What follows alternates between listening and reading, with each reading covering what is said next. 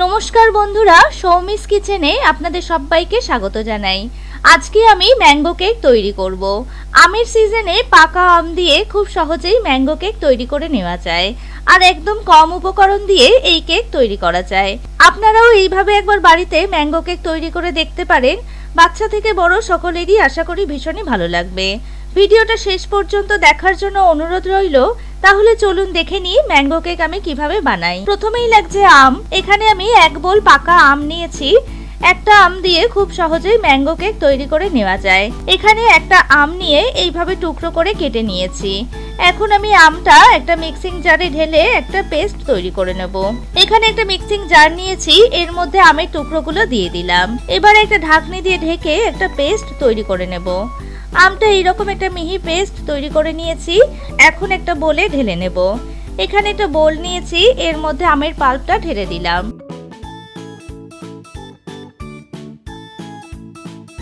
এরপর চলে যাব পরের স্টেপে। এখানে একটা ছাঁকনি নিয়েছি।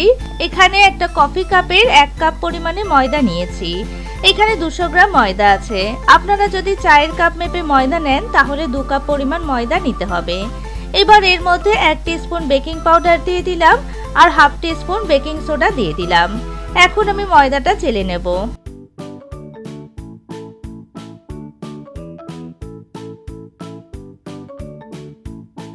ময়দাটা আমি চেলে নিয়েছি। এবার একটা ব্যাটার তৈরি করে নেব। এখানে একটা বোল নিয়েছি, এর মধ্যে ডিমটা ফাটিয়ে দিয়ে দেব। এখানে আমি 3টে ডিম নিয়েছি। ডিমটা অবশ্যই রুম টেম্পারেচারে রাখতে হবে। ডিমগুলো ফাটিয়ে দিয়ে দিয়েছি। এবার একটা ইলেকট্রিক ব্লেন্ডারের সাহায্যে ডিমটা ভালোভাবে ফেটিয়ে নেব। আপনাদের কাছে যদি ইলেকট্রিক ব্লেন্ডার না থাকে তাহলে হ্যান্ড হুইক্সের সাহায্যে বা মিক্সিতে দিয়েও ব্লেন্ড করে নিতে পারেন। ডিমটা খুব ভালোভাবে ফেটাতে হবে যাতে ভালোভাবে ফোম তৈরি হয়, তাহলে কেকটা ভীষণই সফট ও স্পঞ্জি তৈরি হবে। দেখুন ডিমটা খুব ভালোভাবে ফেটিয়ে নিয়েছি, কি সুন্দর ফোম তৈরি হয়েছে। এবার এর মধ্যে 200 গ্রাম পাউডার সুগার দিয়ে দিলাম। সুগারটা মিক্সিতে দিয়ে এইভাবে পাউডার সুগার তৈরি করে নিয়েছি। সুগারটা গুঁড়ো করে নিয়ে ব্যবহার করলে ভালো হয়। যে কাপ মেপে আমি ময়দা নিয়েছি সেই কাপ মেপে 1 কাপ পরিমাণে চিনি মানে 200 গ্রাম চিনি নিয়েছি। এবার ব্লেন্ডার দিয়ে ভালোভাবে ব্লেন্ড করে নেব।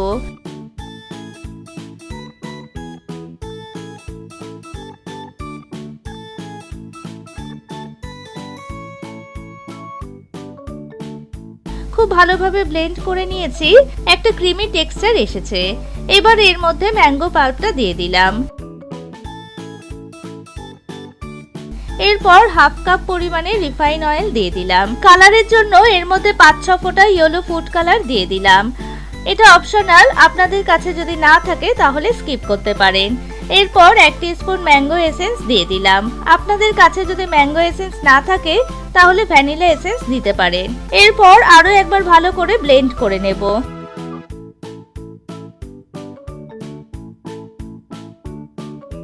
দেখুন ম্যাঙ্গোর কালারটা খুব সুন্দর এসেছে। এইরকম একটা স্মুথ ব্যাটার তৈরি হয়েছে। এখন এর মধ্যে আগে থেকে মিশিয়ে রাখা ময়দা অল্প অল্প করে দিয়ে এইভাবে হ্যান্ড হুইক্স দিয়ে মিশিয়ে নেব। এইভাবে অল্প অল্প করে ময়দা দিয়ে মেশাতে হবে। একবারে পুরো ময়দা দিয়ে মেশালে মিক্সিংটা ভালো হবে না আর লাম্প হয়ে যেতে পারে। এইভাবে হ্যান্ড হুইক্স দিয়ে এক সাইড দিয়ে ঘুরিয়ে ঘুরিয়ে মেশাতে হবে। এইভাবে বাকি ময়দাটাও দিয়ে দিলাম। এবার ভালোভাবে হালকা হাতে মিশিয়ে নিলাম।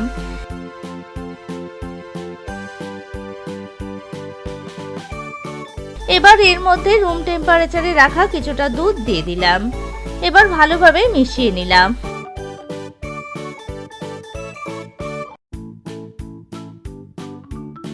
আরো কিছুটা পরিমাণ দুধ আমি দিয়ে দিলাম। এখানে আমি 1/2 কাপ দুধ ব্যবহার করেছি। দুধটা যতটা প্রয়োজন ততটাই দিতে হবে। ব্যাটারটা খুব বেশি পাতলা বা খুব বেশি ঘন হলে কিন্তু হবে না। দেখুন ব্যাটারের কনসিস্টেন্সিটা এইরকম হবে। দেখুন ব্যাটারটা কি সুন্দর স্মুথ হয়েছে। ব্যাটারটা একদম তৈরি হয়ে গেছে। এবার একটা কেক টিনে ব্যাটারটা ঢেলে দেব। এখানে একটা কেক টিন নিয়েছি, এর মধ্যে একটা হোয়াইট পেপার নিয়েছি। আপনাদের কাছে যদি বাটার পেপার না থাকে তাহলে এইরকম হোয়াইট পেপারও ব্যবহার করতে পারেন। এখন আমি অয়েল ব্রাশ করে নেব। এইভাবে একটা ব্রাশের সাহায্যে চারিদিকে অয়েল ব্রাশ করে নিলাম।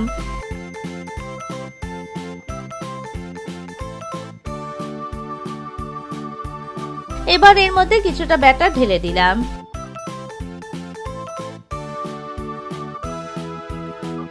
এবার ব্যাটারটা একটু ট্যাপ করে নিলাম যাতে সেট হয়ে যায়।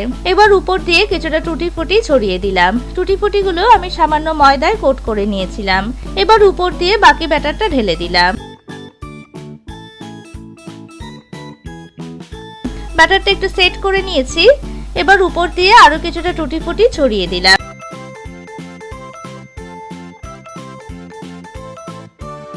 এবার আরো একবার ট্যাপ করে নিলাম যাতে ব্যাটারে কোনো এয়ার বাবলস না থাকে। এখন কেকটা বেক করে নেব। কেকটা আমি একটা কেক ওভেনে বেক করব। এখানে একটা কেক ওভেন নিয়ে ওভেনটা প্রথমে প্রিহিট করে নিয়েছি। এবার ঢাকনিটা খুলে কেকটা এর মধ্যে বসিয়ে দিলাম। এবার ঢাকনি দিয়ে ঢেকে 180 ডিগ্রি টেম্পারেচারে 45 থেকে 50 মিনিট সময় ধরে কেকটা বেক করে নেব। আপনাদের কাছে যদি কেক ওভেন না থাকে তাহলে প্রেসার কুকারে হুইসেলটা খুলে নিয়ে ঢাকনি দিয়ে ঢেকে গ্যাসের ফ্লেমটা মিডিয়ামে রেখে 45 থেকে 50 মিনিট সময় ধরে কেকটা বেক করে নিতে পারেন। কিছুক্ষণ পর দেখাচ্ছি, দেখুন কেকটা অনেকটা ফুলে উঠেছে। কেকটা বেক হতে আরো কিছুটা সময় লাগবে। 50 মিনিট পর ঢাকনিটা খুলে নিচ্ছি। দেখুন কেকটা খুব ভালো বেক হয়ে গেছে। এখন একটা টুথপিক দিয়ে দেখে নিচ্ছি ভেতরটা বেক হয়েছে কিনা। দেখুন ভেতরটা খুব ভালো বেক হয়ে গেছে, একটু ব্যাটার লেগে নেই। কেকটা হয়ে গেছে। এখন কেকটা একটু ঠান্ডা করে নেব। কেকটা এখন ঠান্ডা হয়ে গেছে। ঢাকনিটা আমি খুলে নিলাম। এখন কেকটা আমি উঠিয়ে নিচ্ছি। এবার একটা নাইফ দিয়ে কেকটা ডিমোল্ড করে নিচ্ছি। কেকটা ডিমোল্ড করে নিয়েছি। এবার একটা ঢাকনি দিয়ে ঢেকে কেকটা উল্টে নিলাম। এবার উপর দিয়ে একটু ট্যাপ করে নিলাম। দেখুন কেকটা উঠে এসেছে। এবার উপর দিয়ে পেপারটা উঠিয়ে নিলাম। এবার কেকটা উল্টে দিলাম। এখন আমি কেকটা ডেকোরেশন করে নেব। এখানে কিছুটা আমসত্ত্ব নিয়ে এইভাবে কুচিয়ে নিয়েছি। এখন ডেকোরেশন করে নেব। এইভাবে সাইড দিয়ে আমসত্ত্ব দিয়ে রাউন্ড করে চারিদিকে ছড়িয়ে দিলাম।